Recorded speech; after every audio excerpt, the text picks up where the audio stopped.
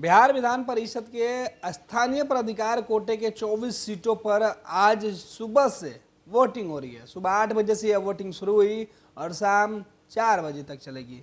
आपको बता दें कि बिहार के अंदर जो मतदाता हैं वो चुने हुए जनप्रतिनिधि होते हैं। विधान परिषद के 24 सीटों के लिए चुनाव काफ़ी दिलचस्प हो गया है, क्योंकि इस बार मुकाबला काफ़ी टक्कर वाली बताई जा रही है।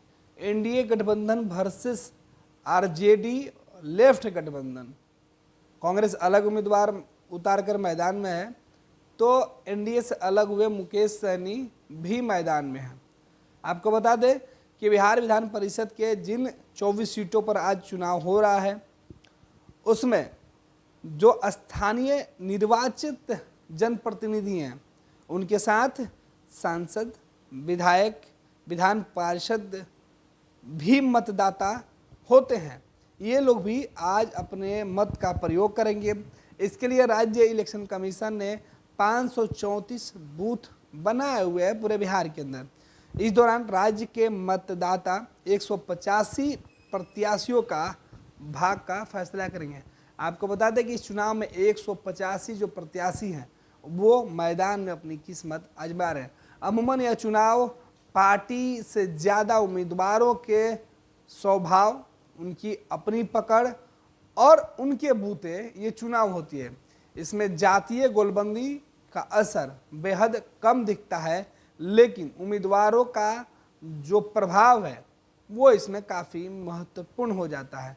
कहा जाता है विधान परिषद के जिस सीट के लिए आज वोटिंग हो रही है, इसमें उम्मीदवार का प्रभाव उनके इलाके में इसलिए भी महत्वपूर्ण हो जाता है क्योंकि जो चुने हुए जनप्रतिनिधि हैं केवल उन्हें ही वोट करने का इसमें अधिकार होता है। और ये वोट अमूमन लोगों की अपनी पकड़, अपनी पहचान और अपने व्यवहार पर यह वोट मिलता है। हालांकि इस चुनाव को लेकर भी कड़ी सुरक्षा व्यवस्था की गई है। इलेक्शन कमीशन ने साफ निर्देश दे दिया है कि किसी भी मतदान केंद्र पर कहीं से कोई गड़बड़ी न हो। इस बीच चुनाव की पूरी जो प्रक्रिया है वो भी हम चर्चा कर रहे थे। दरअसल इस चुनाव में जो बैलेट पेपर होता है उस पर आपको पेन से एक लकीर खींचनी होती है, और इस वोटिंग प्रक्रिया में इस बात का ख्याल रखा जाता है कि आप जिस भी प्रत्याशी को अपना वोट करें उससे महज एक जो पेन मतदान केंद्र पर मिलता है उससे सीधी एक लकीर खींच दे। उस लकीर में दूसरा कोई भी छेड़छाड़ या उस लकीर को सजाने संवारने की ज़रूरत नहीं होती है। ऐसा करने पर आपका वोट इनवैलिड हो जाता है। अब आपको बता देते हैं कि चुनाव को लेकर जो मतदान केंद्र बनाए गए हैं जहां लोग अपने मताधिकार का प्रयोग करेंगे, इस विषय में मुख्य निर्वाचन पदाधिकारी बिहार HR श्रीनिवास ने 3 स्तरीय सुरक्षा के तहत सभी जिला के DM और जिला निर्वाचन पदाधिकारी को मतदान कराने का निर्देश दिया है। जिला पुलिस बल और अर्धसैनिक बलों की एक कंपनी के सशस्त्र जवान मतदान केंद्र पर तैनात किए गए हैं। इस चुनाव को लेकर 200 उम्मीदवारों ने नामांकन पत्र दाखिल किया था। जांच में 3 नामांकन पत्र अवैध पाए गए थे। 10 उम्मीदवारों ने नामांकन वापस लिया था। मतदान के लिए 534 बूथ बनाए गए हैं। इस चुनाव में कुल 1,34,106 मतदाता अपने मत का प्रयोग करेंगे। जाहिर सी बात है कि तकरीबन 1,34,106 जो वोटर हैं वो तमाम चिन्हित वोटर होते हैं।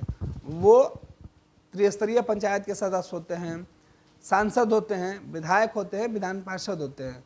और जाहिर सी बात है कि इस चुनाव को लेकर कहा जाता है कि इस चुनाव में वोटिंग करने वाला व्यक्ति और जो चुनाव लड़ने वाला व्यक्ति दोनों बेहद खास होते हैं। इसीलिए पूरी चुनाव प्रक्रिया को आम चुनाव से थोड़ा सा अलग रखा गया है। इसमें जो वोटिंग की प्रोसेस है उसमें उम्मीदवार के नाम के सामने वाली तालिका में वोट करना होता है, और यही वोट जो उम्मीदवारों को पड़ता है उसमें मान्य और अमान्य हो जाता है। लकीर जो खींची जाती है उसमें खड़ी पाई बनाई जाती है, उसमें थोड़ा भी छेड़छाड़ होता है तो उसे इलेक्शन कमीशन के जो पदाधिकारी होते हैं, जो वोट की गिनती करते हैं, वो उस वोट को मान्य और अमान्य करते हैं और यहीं से हार और जीत का फैसला होता है।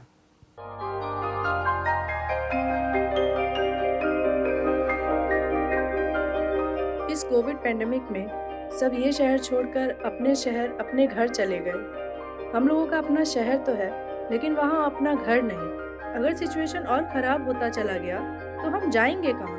अरे ये प्रॉब्लम तो हर शहर में है, लेकिन हाँ, अपने शहर में भी अपना घर तो होना ही चाहिए। होना चाहिए, तो कहाँ है अपना घर?